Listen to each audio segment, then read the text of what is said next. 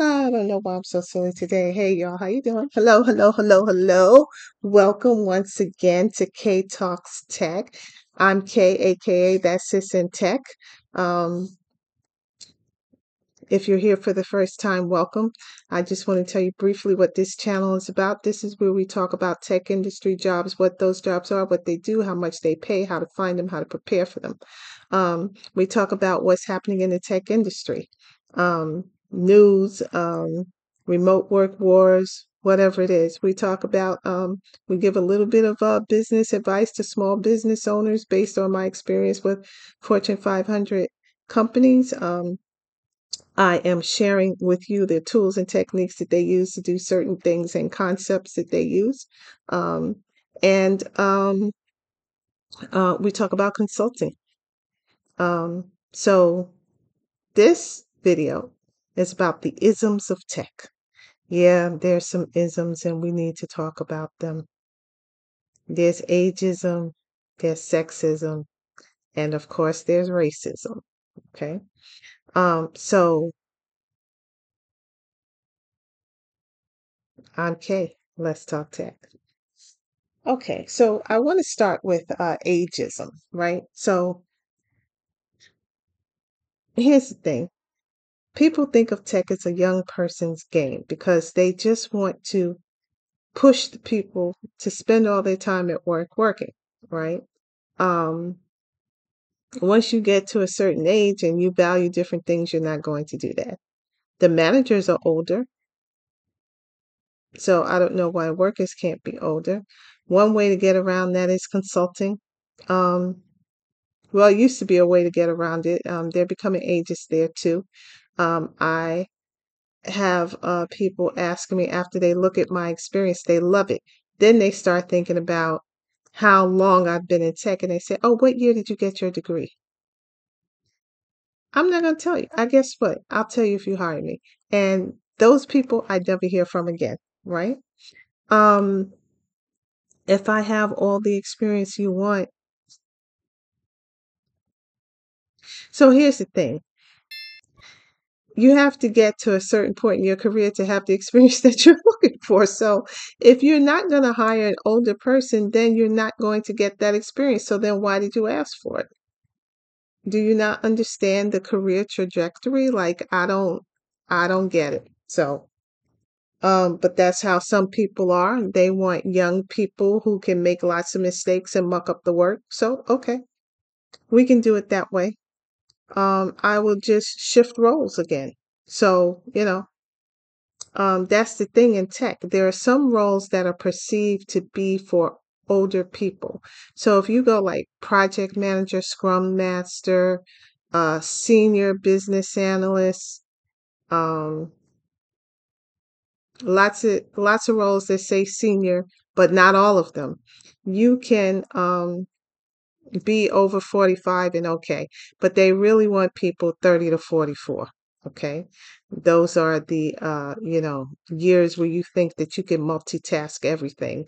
You're never going to multitask as much as Mother Nature, so you shouldn't even put yourself through that. And when people get older, they're now finding out it wasn't worth it, right? But what I would suggest you do is use some of these tips that I found on this website. So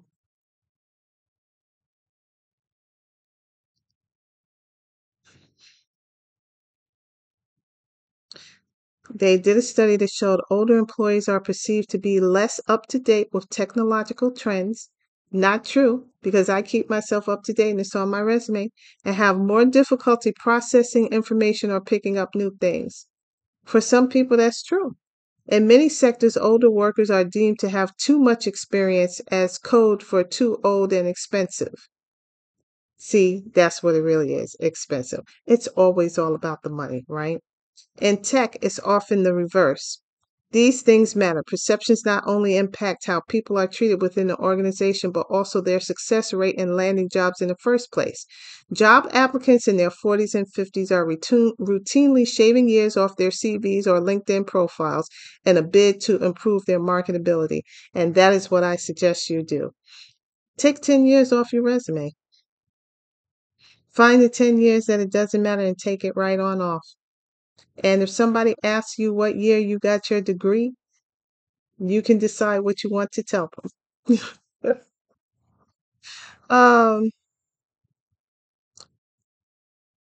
there are countless reports of experienced workers being laid off and replaced by younger peers or being unemployed for painfully long periods of time. It's true. By 2030, the tech labor skills shortage is forecast to reach 4.3 million, with an unrealized global output of close to 450 billion. The UK alone will fail to realize almost 9% of potential revenue because of it. Older retrained workers, women, and people from different ethnic backgrounds will all need to be a part of tech's future, and is what this channel is about. Sorry, I got a little excited there. So here's what you do.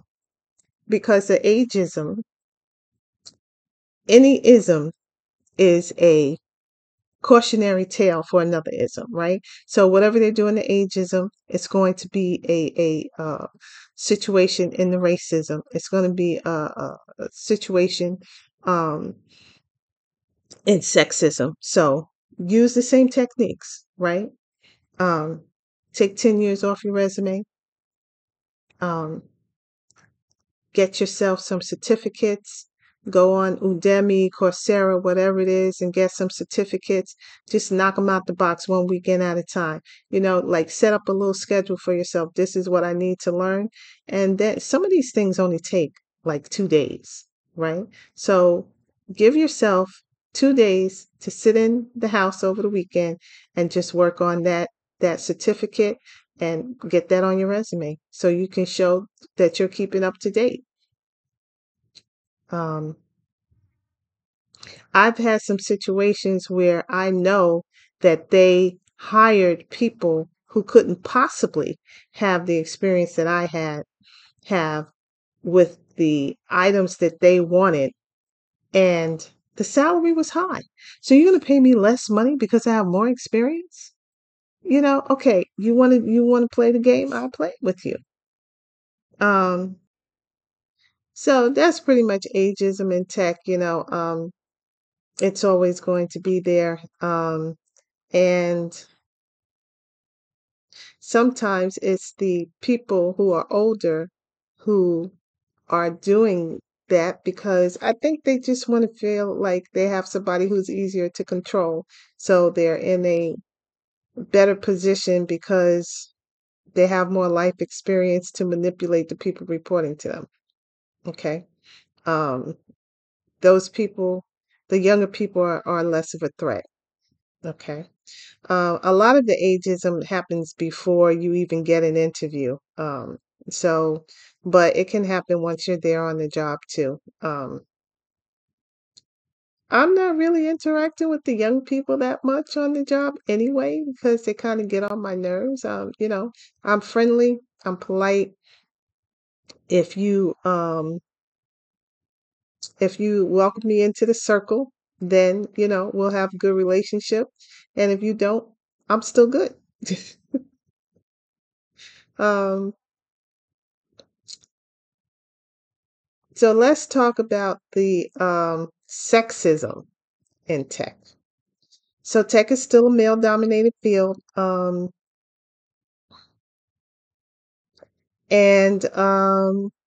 some of the men don't take women seriously.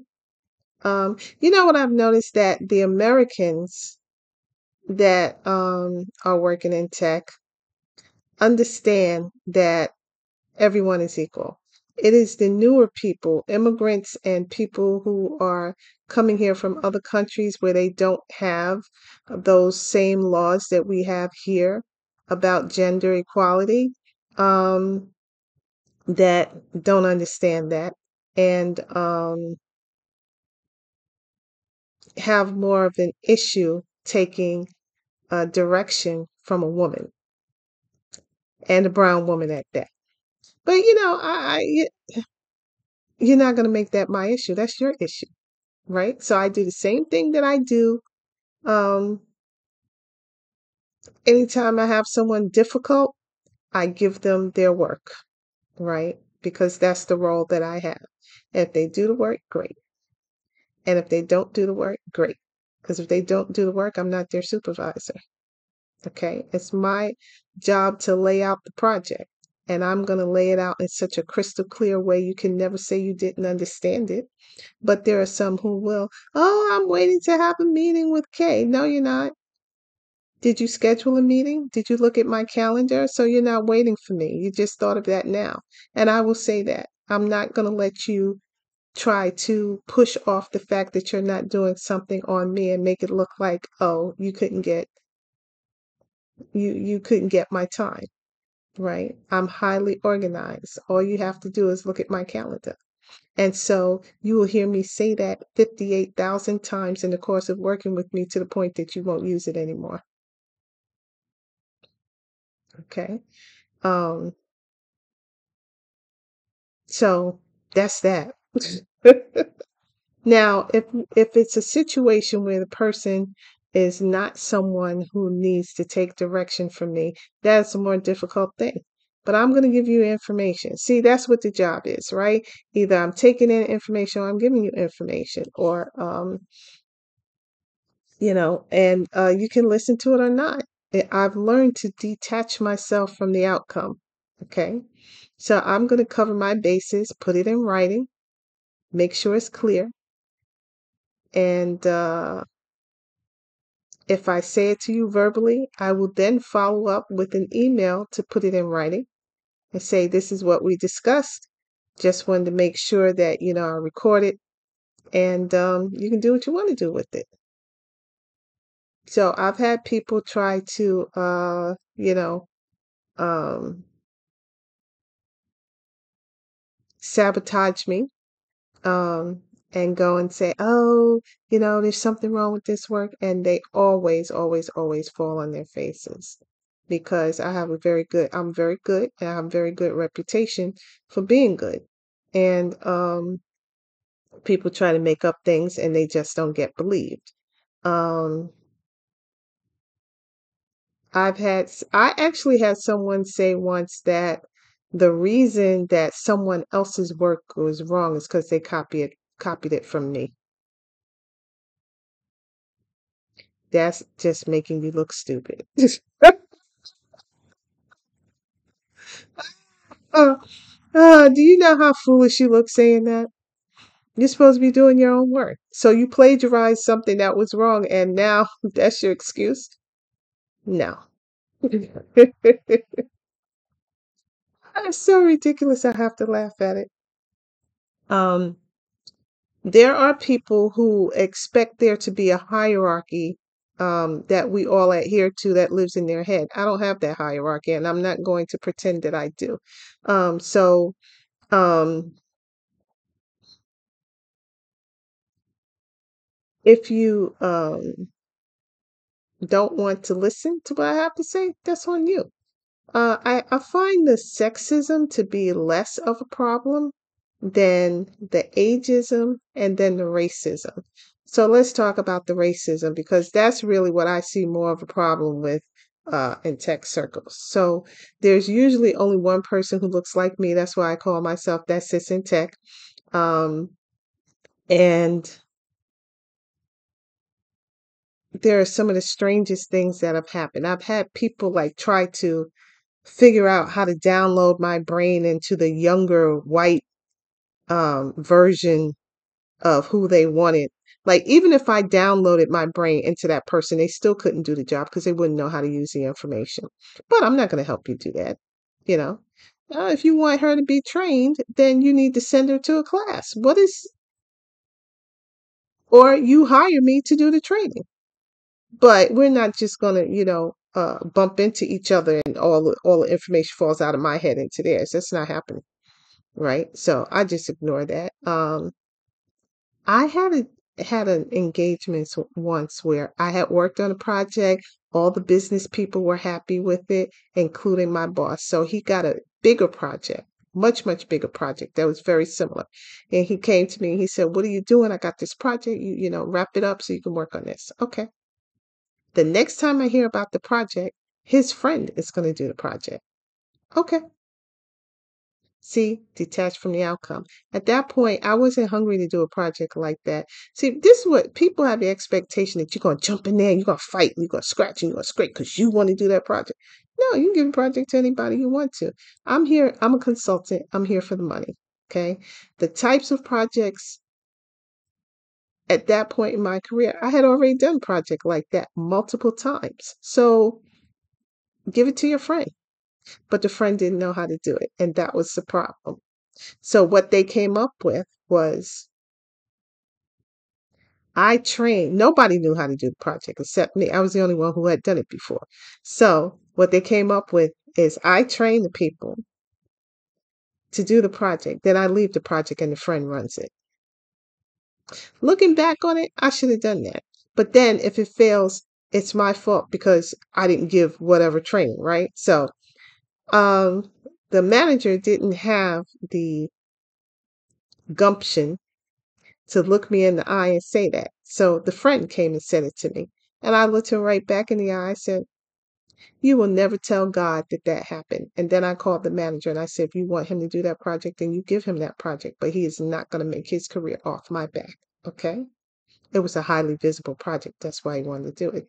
I said, "Now, if you want me to do the project, I'll do it. If you don't, that's fine. Give it to him. I don't really want to be involved in the project at all." "Oh, that's not possible." So what he did was he tried to set me up for failure, and that blew up in his face. So, like I said, when you try to dig a hole, you're standing in the hole, right? Um, we did the first phase of the project. It went well. So then he decided that he would just overload me with work. So I said, "You know what? Give the project to that guy, and I'm not going to take a leadership uh, position in this project." "Well, what are you going to do?" "I'll do my work like all the other people who have the same title." So that project, once I did that, the project got so messed up, they had to come back and ask me to lead it again. See what I mean? Just games. Just playing games. Um, why was that necessary? It wasn't. But because I'm a woman and a brown woman, a black woman, you thought in your head the hierarchy was you're above me, so then I should be in the background making the things happen. No, I'm not doing that. I'm just not. So, in fact, when they asked me to lead the project, I said no. And the new manager, who was between me and the original manager, announced that I was running the project anyway. What I should have done is announce back, "No, I'm not running this project. I told you I'm not, and I'm not going to do it. So you got to get somebody else." Um, but I needed the job at the time and I knew how to do it. And I said, "Okay, I'll just put it on my resume and it'll look great." The original manager was very upset. He couldn't speak to me directly anymore because you made a fool of yourself. Now you mad at me because you made a fool of yourself. The politics are ridiculous, and but that can be anywhere you go. It doesn't have to be tech in particular. So that's the thing. There's going to be racism everywhere you go. There's going to be sexism. There's going to be ageism because people are insecure and they don't understand that the universe is limitless. So if the universe is limitless, that means there's opportunity for everybody. And no one person has to be like, "Oh, I gotta hold on to this because I'm so afraid and if I lose my job, then I'm not gonna eat it." So all of that actually has nothing to do with me. That has to do with you. But I have to deal with it, right? So what I do is make sure that I have savings. And when I'm in a situation like that and I get tired of it, it's time to move on. Okay. Um, Well, one thing that you can do is to make sure you have community. Go out there and find your tribes. Black women are connecting with each other more, because I think that we finally understand it's a necessity for the survival of our community, mentally, physically, medically, all of that turmoil and stress, you know, you don't even realize that it's taking a toll on your body. The next thing you know, you have some illness or some disease, or, if you're lucky, it's just like the flu or something, but it beats you down mentally, emotionally, spiritually. So if you find that you are that cis in tech, um, you need to belong to multiple communities, where you can just reach out, say, "Hey, how's your day going?" or have a conversation about something, because isolation is real and it's not good. You know, um, when you are part of a community and you join a company, that community will embrace you.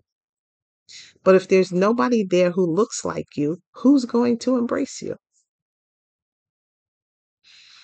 If there's a lot of diversity, then there's really only one community, and that community may embrace you, but it's just not the same. So that's what you have to do. That will help you to keep your sanity, and you have to have your things that you're not going to. You got to have your lines in the sand, and so that's how you can deal with it. You're going to have racism everywhere you go, right? Until we decide that we're done with that. And it looks like um, around the world we've decided we want more. I will never understand why one person can only make themselves feel good if they see themselves as above someone else. I really and truly do not get that. I guess I just don't understand jealousy or envy. Um, I understand I wish I had that. So then work and get it. Um, Here's the thing, tech pays well. Right. So you're going to go through this stuff anyway. So you might as well pick something where you're going to be paid well. Um, it's not a consolation prize, but it's a little bit of something you could say, well, I had to go through this, so at least, I have these earnings. I just don't know what else you could do, because unless you just leave corporate culture, it's always and a lot of people are opting to do that. Now, here's the thing: racism, sexism, ageism, any ism is connected, right? I feel like the basis of all of that is jealousies, right?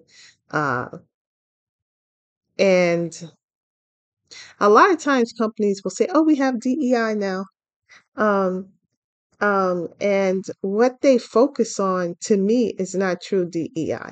They will pick one community and focus on bringing in that community, but that's not diversity. That's just another form of not diversity, right? So if you have, if all the milk if all the milk you're selling at the grocery store is cow's milk, that because you bring in some almond milk, that's not really diversity in milk. There's oat milk, there's soy milk, there's goat milk. There's a lot of different milks out there, right? So, what about those?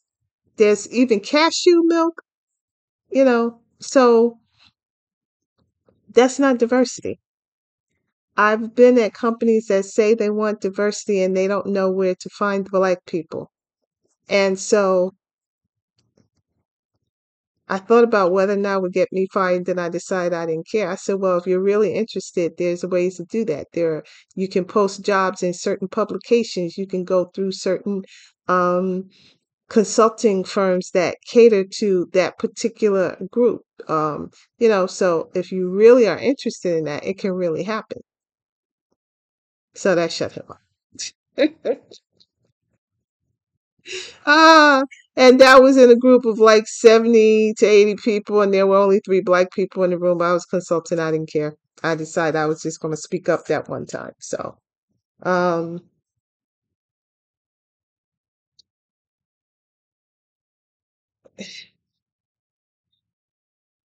what are you going to do? You know, these are the things that are there. That's how you can navigate them. And I'm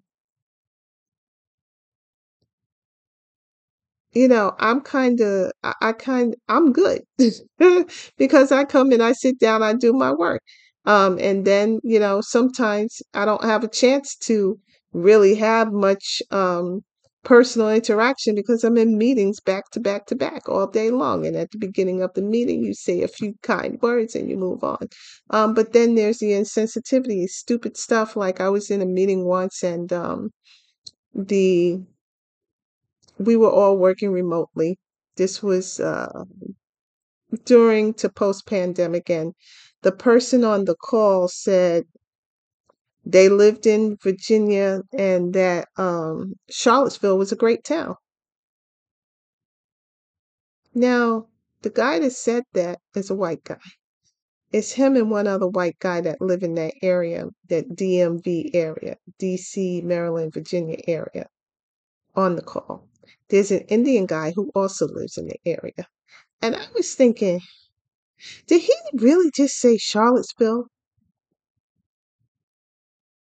We all know what happened in Charlottesville. Is he kidding me? I didn't even address it because I kind of thought he was an idiot anyway, but I could have, and it would have been a real issue. So I don't think he was malicious. I just think he was stupid. But in 2023, you need to be a little more emotionally intelligent. Some people want to call it politically correct, but it's not politically correct. We're all people. We are all deserving of respect. And if you don't want to respect others because it's just too hard, then get out the business. Tech is supposed to be the place that diversity flourishes, right? Um, if you're going to work in tech, you're supposed to understand Star Trek, right? And that was the flourish of diversity, the concept for the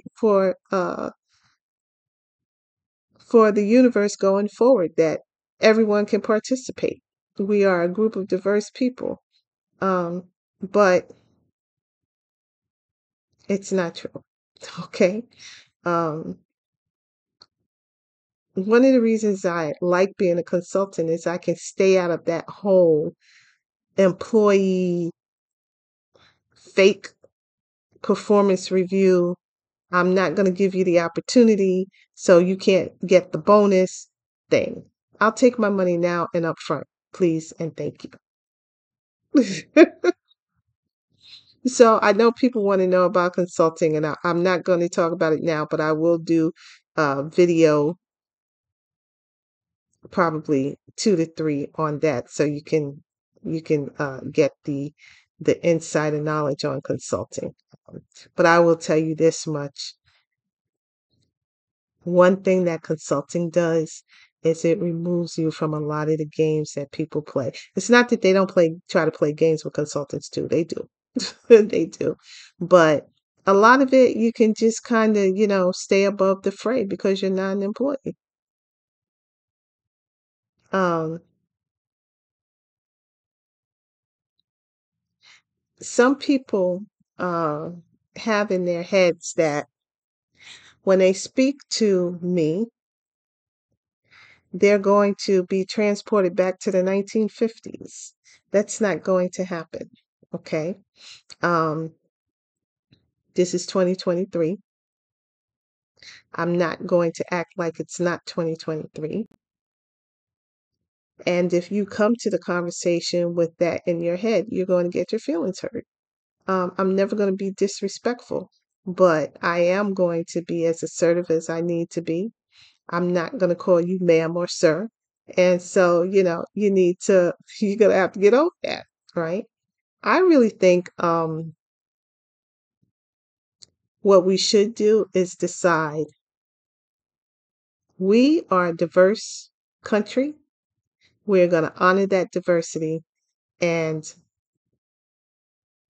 every employment contract has your agreement to do that, and it spells it out in it. And if you don't adhere to that, you can be let go.